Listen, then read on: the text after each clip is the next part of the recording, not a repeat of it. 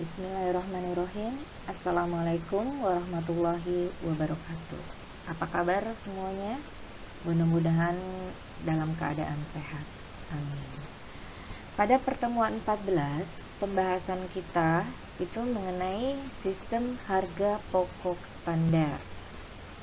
Nah, definisi dari biaya standar itu sendiri adalah merupakan biaya yang seharusnya terjadi untuk membuat satu unit produk atau sejumlah produk pada suatu periode tertentu. Jadi biaya standar ini ya biaya yang seharusnya gitu, biaya yang sebenarnya. Nah, manfaatnya apa kita buat biaya standar? Ini ada 5 manfaatnya. Yang pertama itu ada dasar penyusunan anggaran, kemudian dasar pengendalian biaya dengan memotivasi karyawan dan mengukur kinerja operasi, kemudian yang ketiga ada menyederhanakan proses pembebanan dan pencatatan biaya dan mempercepat penyusunan laporan keuangan atau laporan biaya. Kemudian yang keempat, dasar penilaian persediaan bahan, yaitu barang dalam proses dan produk jadi. Kemudian yang kelima, dasar penentuan harga jual dan nilai kontrak. Nah, dalam sistem biaya standar itu ada 3 aktivitas pokok yang harus dilakukan. Yang pertama ada penentuan standar. Nah, dalam penentuan standar itu ada 2 standar.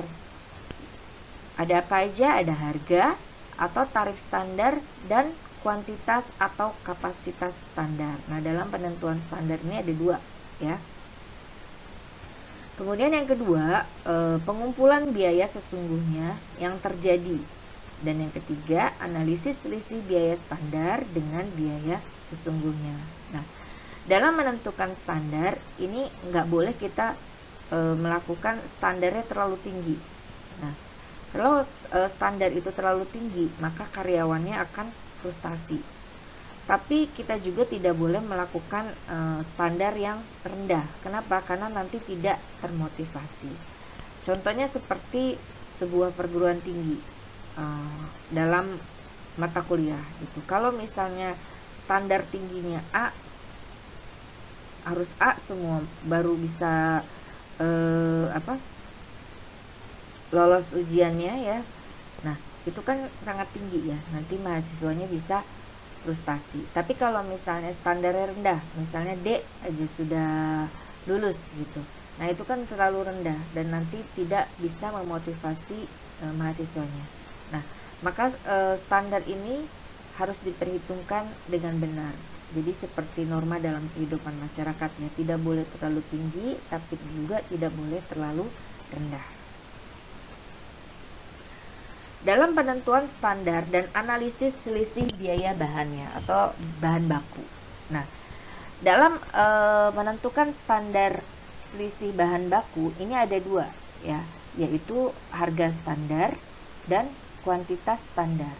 Nah, harga standar dan kuantitas standar ini nantinya akan dihubungkan dengan kalau harga standar dengan harga sesungguhnya ya. Kemudian kalau kuantitas standar itu dengan kuantitas sesungguhnya.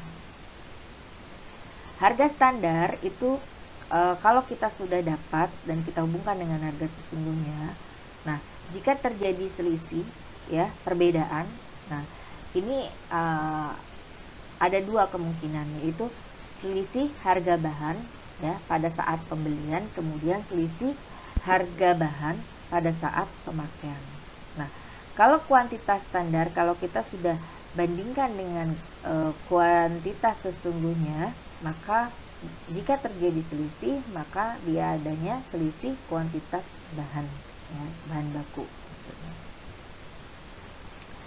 Nah, dalam menghitung selisih biaya bahan baku, nah, selisih harga bahan yang dibeli ya saat pembeli, maka dia harga sesungguhnya dikurangi dengan harga standar kita kali dengan kuantitas pembelian. Nah, jika selisih harga bahan yang dipakai ya pada ini yang kita pakai, kalau ini pada saat pembelian Kalau pakai maka dia harga sesungguhnya kita kurangi dengan harga standar, kemudian kita kali kuantitas yang dipakai. Jika kita mencari selisih kuantitas bahan, maka kuantitas sesungguhnya kita kurangi dengan kuantitas standar, lalu kita kali dengan harga standar. Ya, atau juga bisa menggunakan rumus ini. Ya, kalau kita mencari selisih biaya bahan baku, maka rumusnya kita bisa menggunakan ini ya, selisih bahan baku, harga standar bahan baku per unit kita kali dengan kuantitas standar, kemudian kita bandingkan, ini bukan kurang ya, tapi membandingkan harga sesungguhnya biaya bahan per unit kita kali dengan kuantitas sesungguhnya yang dipakai dalam produksi. Ini juga kita bisa menggunakan rumus ini untuk mencari selisih harga bahan baku. Kalau ini selisih biayanya, kalau ini selisih harganya. Kita masuk contoh, misalnya perusahaan menentukan standar untuk membuat 1 unit produk ya, 2 kg bahannya Rp750. Nah, ini standarnya ya. Kemudian pada tahun 2004, perusahaan membeli 10.000 kg bahan baku dengan harganya Rp744 per kilogram. Nah, perusahaan mengolah 4.668 unit produk ekuivalen dan bahan baku sesungguhnya digunakan sebanyak 9.500 kg. Nah, ini sesungguhnya. Kalau yang ini adalah biaya menentukan standarnya ya, biaya standarnya, kalau ini biaya sesungguhnya. Nah, kita cari biaya bahan baku standarnya ya, dengan rumus yang tadi, maka 4.668 nih ya, karena perusahaan mengolah produknya ini sebanyak 4.668 unit ya, kita kali 2 kg, ini standarnya ya. Kemudian satuannya harganya adalah Rp750, terdapat harga Rp7.002.000. Kemudian kita hitung sesungguhnya ya, biaya bahan baku sesungguhnya kita lihat di sini ya, yang terpakai adalah 9.500 kg, kita kali dengan ini harganya ya, Rp744, maka besarnya Rp7.068.000. Nah, ini kita ada selisih ya. Jadi yang pengurangan di sini bukan pengurangan seperti matematika ya, dikurangi, tapi kita lihat selisihnya. Nah, selisihnya biaya bahan baku standar itu tadi 7 juta ya, 2.000. Kemudian yang sesungguhnya 7.068.000. Maka ini tidak menguntungkan karena lebih besar dengan ternyata dengan biaya bahan baku sesungguhnya. Kemudian selisih biaya bahan baku yaitu tadi ya, sebesar 7.068.000. Kalau kita bandingkan dengan bahan baku standarnya 7.002.000, maka ada 66.000. Ini tidak menguntungkan ya. Kemudian selisih harga bahan baku yang dibeli ya, yang dibeli 750, kita kurangi 744, lalu kita kali 10.000, maka 60.000. Ini menguntungkan. Kemudian selisih harga bahan baku yang dipakai ya, kita bandingkan, yang dipakai itu kan 750, kita kurangi 744, kita kali 9.500, maka 57.000. Nah, ini menguntungkan. Kemudian selisih kuantitas bahan baku 9.500 kita bandingkan dengan 9.336 kg, kemudian kita kali 750, maka 123.000. Nah, ini tidak menguntungkan. Karena apa? Karena ternyata yang sesungguhnya itu jauh lebih besar dibanding dengan standar. Nah, kemudian ya next kita menentukan standar analisis selisih biaya tenaga kerja langsung. Nah, dalam menentukan selisih biaya tenaga kerja langsung itu ada apa saja ya? Yang pertama ada upah standar, kemudian yang kedua ada jam standar. Nah, dalam menentukan upah standar ini jarang terjadi selisih ya. Kenapa? Karena dalam menentukan upah standar biasanya berpacu pada upah minimum regional suatu provinsi ya, suatu daerah. Nah, ini jarang terjadi selisih. Kemudian yang kedua ada jam standar. Nah, jam standar ini juga kita harus tentukan dengan benar gitu ya dalam menentukan ini. Kenapa? Karena bisa kita lihat juga dengan kondisi karyawan, apa dengan demografinya ya, tinggalnya di mana, jaraknya bagaimana gitu, kemudian usianya. Nah, apakah usianya cukup produktif atau tidak, atau lamanya bekerja, apakah profesional gitu ya atau belum profesional. Nah, ini mempengaruhi sekali jam standar. Nah, kalau kita sudah tahu jam standarnya, maka jam standar ini kita akan bandingkan dengan jam sesungguhnya. Untuk upah standar kita akan bandingkan dengan tarif upah sesungguhnya. Nah, jika kita sudah bandingkan, jika terjadi selisih tarif atau upah ini ya, upah standar. Nah, kalau jam standar jika kita bandingkan, maka akan jika terjadi selisih efisiensi upah langsung.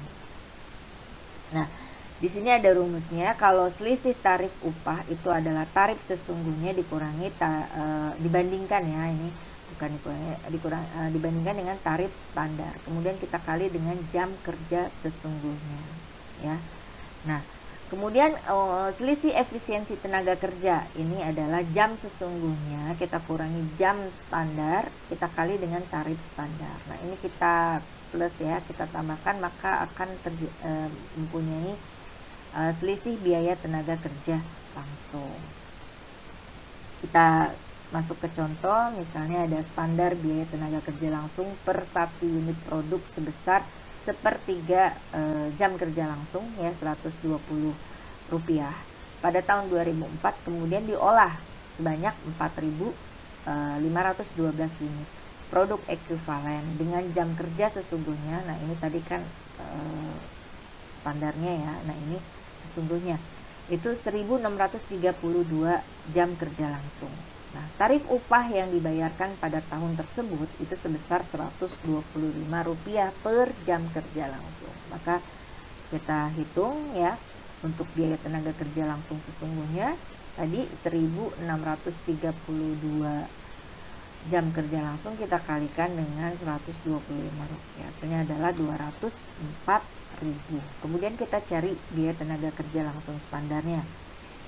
Ini 4.512 kita kali, ingat ini persatuannya sepertiga, maka kita kali sepertiganya.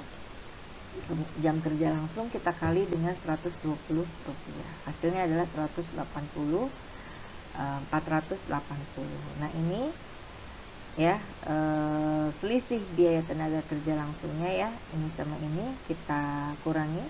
Nah, ini kurangnya bukan matematika ya, tapi kita hitung selisihnya, kita bandingkan. Maka 204.000 yang sesungguhnya ya biaya tenaga kerjanya, kemudian yang standarnya adalah 480. Nah, ini ada selisihnya 23.520. Ini tidak menguntungkan. Kenapa? Karena standarnya jauh lebih kecil dibanding dengan sesungguhnya. Nah, langsung kita masukkan ke selisih biaya tenaga kerja langsung. Ini tadi 204 ya, kemudian 180 ya, kita bandingkan 204.000 dengan 180, maka 23.520. Ini tidak menguntungkan.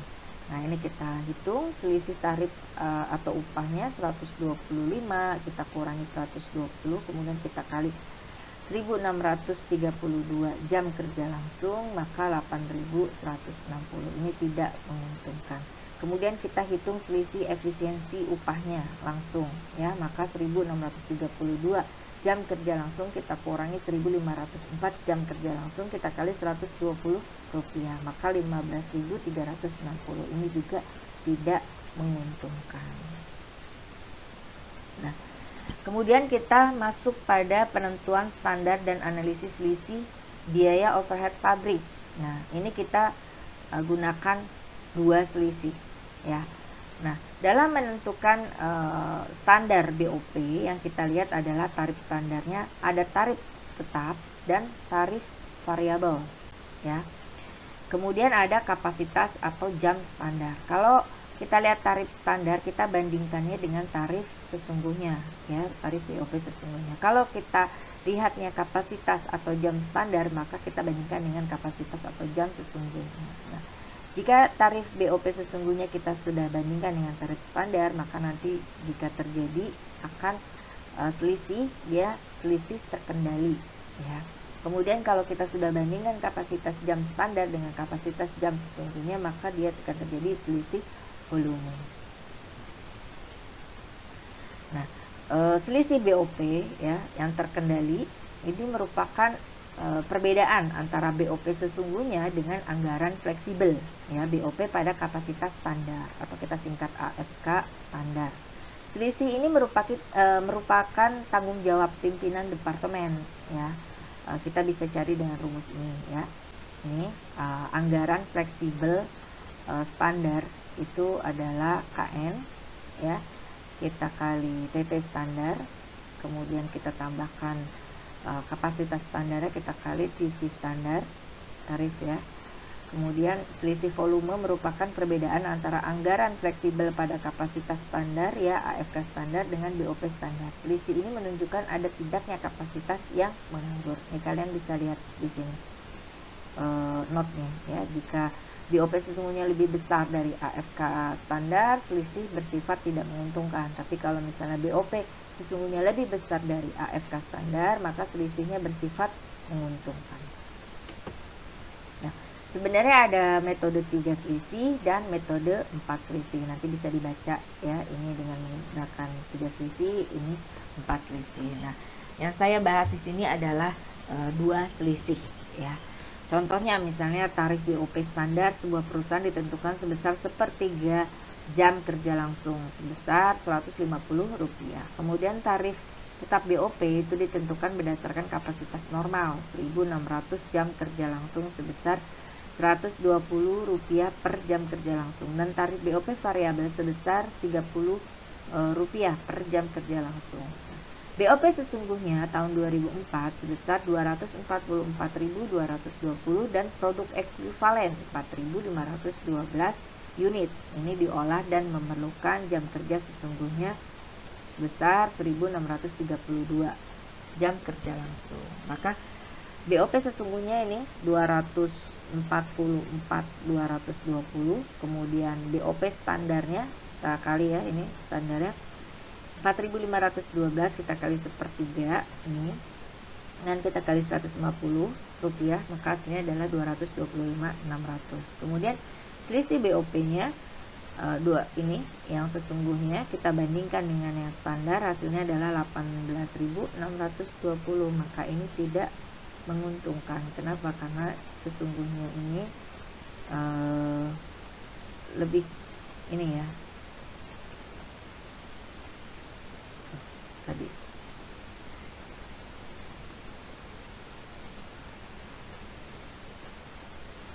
Kemudian selisih terkendali itu sama dengan BOP sesungguhnya kita kurangi anggaran BOP fleksibel pada kapasitas standar, ya, 244.220 kita kurangi 1.600 jam kerja langsung, kita kali Rp120, kemudian kita tambahkan 4.512 unit yang kita kali 1/3 jam kerja langsung, kemudian kita kali Rp30, hasilnya ini, ya, 7.100. Ini tidak menguntungkan. Kemudian kita cari selisih volume. Selisih volume itu anggaran BOP fleksibel pada kapasitas standar kita kurangi dengan BOP standar, maka ini rumusnya.